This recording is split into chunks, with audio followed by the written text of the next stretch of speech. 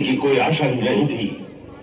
उसी रात को उस नंद के घर में एक पुत्र का जन्म होता है और उसी रात को देवकी की गोद में जो कन्या मिलती है वो मानवी नहीं थी।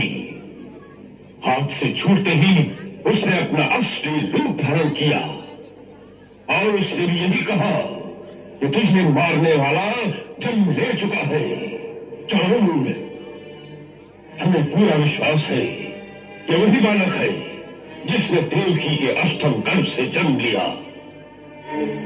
कारागार से निकलकर किस प्रकार वहां पहुंचा, किसने द्रोह किया, इसका पता लगाना चाहिए। चारुंड, अब इस बात का पता लगाना असंभव है महाराज। क्यों? क्योंकि उस 7 बंदीगृह में जितने प्रहरी थे जो इस प्रकार द्रोह कर सकते थे, उन सबको आपकी आज्ञा से हाथी के पैरों तले मरवा दिया गया। अब उस सांप की कहानी सुनाने वाला कोई जीवित नहीं। वो जीवित नहीं रहे, किंतु वो बालक हमारा काल जीवित रहेगा। चारुंड, तुम और किसी बालक की ओर ध्यान ही मत दो। यही जिसे लोग नंद का पुत्र समझते थे, ये वही है जिसकी हमें प्रतीक्षा थी। और इस बात का मुझे पूरा विश्वास है। महाराज, यदि ये सत्य है कि ये देवकी की 8वीं संतान है, तो फिर चिंता किस बात की? अब उस अकेले बालक से निपटना कोई बड़ी बात नहीं। आप हमने से जिसे आज्ञा देंगे ये काम वही कर देगा। नहीं चारो, नहीं। तुम में से कोई भी वहां गया तो गोकुल वालों को सशंकित कर सकता है। हमारे विचार में तो इस समय केवल एक ही है जिसके द्वारा ये कार्य आसानी से हो सकता है। कौन? पूतना। हाँ, पूतना, अगासुर की बहन पूतना। महर्षि दुर्वासा की कृपा से वो बहुत सी मायावी विद्याएं जानती है। वो इच्छाधारी है, आकाश मार्ग से जा सकती है, अनवांछित कोई भी रूप धारण कर सकती है। गोकुल में उसे कोई भी नहीं पहचानेगा।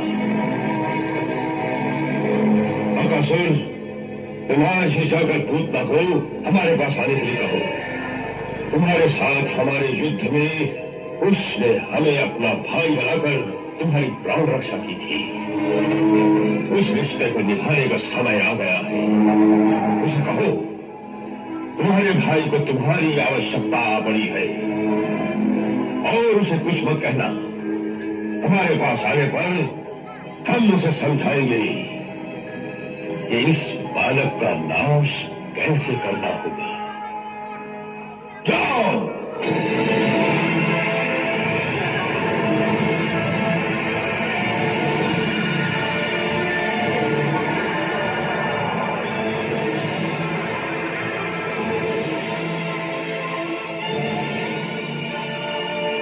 नरेश की जय हो। क्या आज्ञा है महाराज? पूतना,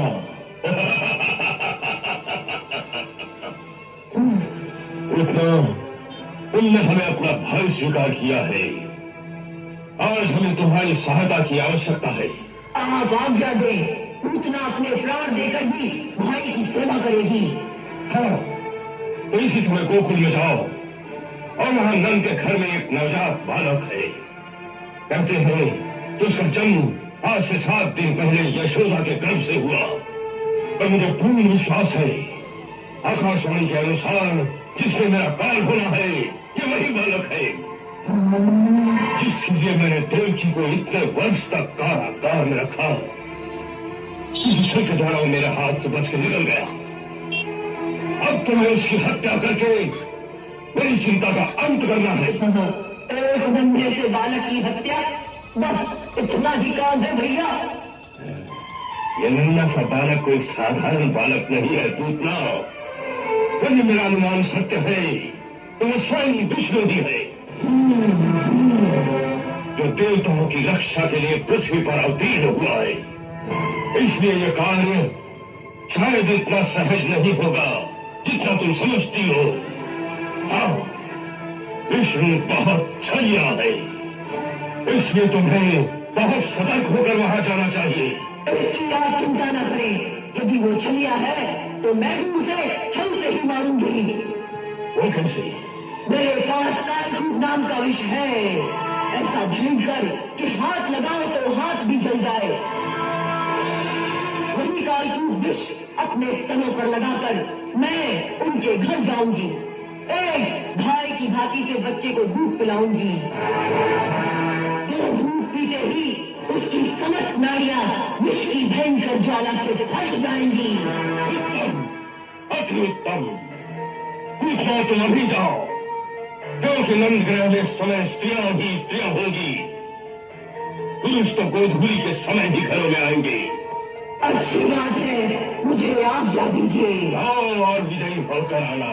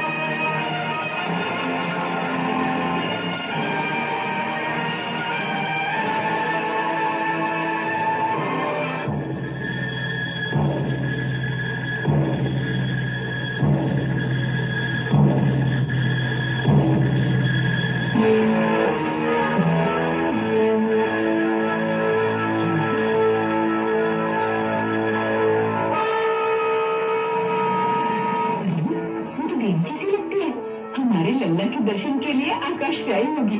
चलो चलकर देखें कि ये देवी कौन है। चलो चलो चलो।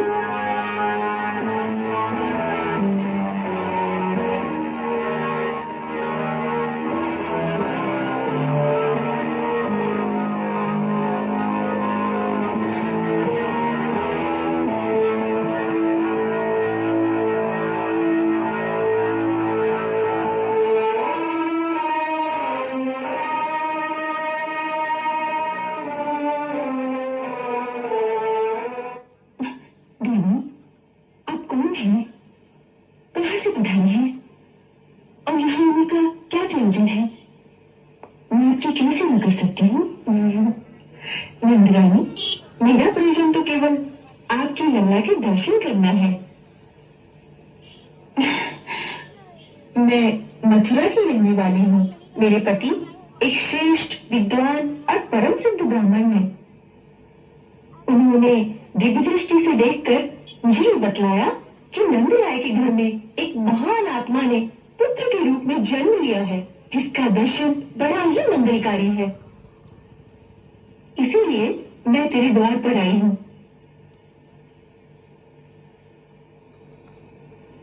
स्वागत है। आसन पर विराजिए। धन्यवाद।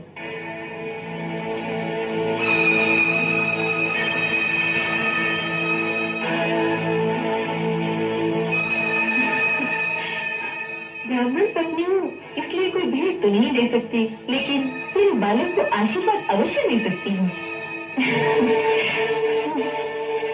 मेरे तपस्वी पति की सहायता और कृपा से मुझे 2 सिद्धियां प्राप्त हैं। इनमें से एक तो ये है कि मेरा आशीर्वाद कभी निष्फल नहीं हो सकता। ला, इसे मेरी गोद में दे दे, मैं इसे लंबी आयु का वरदान दे दूंगी।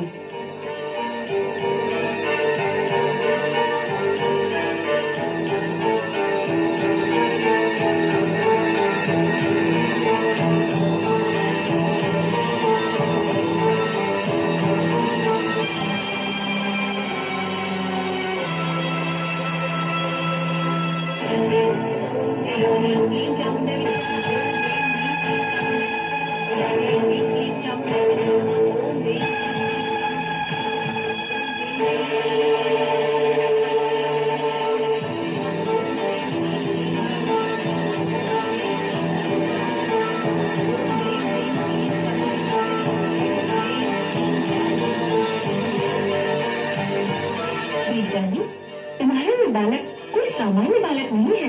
ये तो कोई अद्भुत चीज दिखाई पड़ता है, जैसे देवलोक से आया हो। यशोदयानी, मैं एक और रहस्य की बात बताती हूँ। मैंने कहा था ना कि मुझे 2 सिद्धियां प्राप्त है। उनमें से दूसरी ये है कि मेरे स्तनों से निरंतर अमृत रस झरता रहता है, जिसके पीने से तेरा पुत्र अमर हो जाएगा। अतः मैं इसकी गाय बनकर इसे अपना दूध पिला देती हूँ।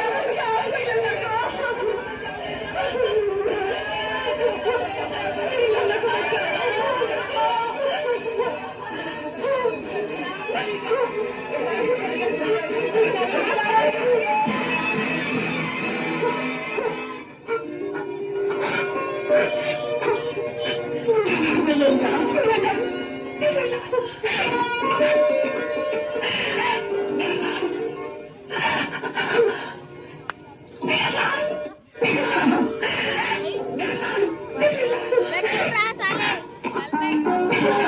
सब ठीक हो गया यशोदा, सब ठीक हो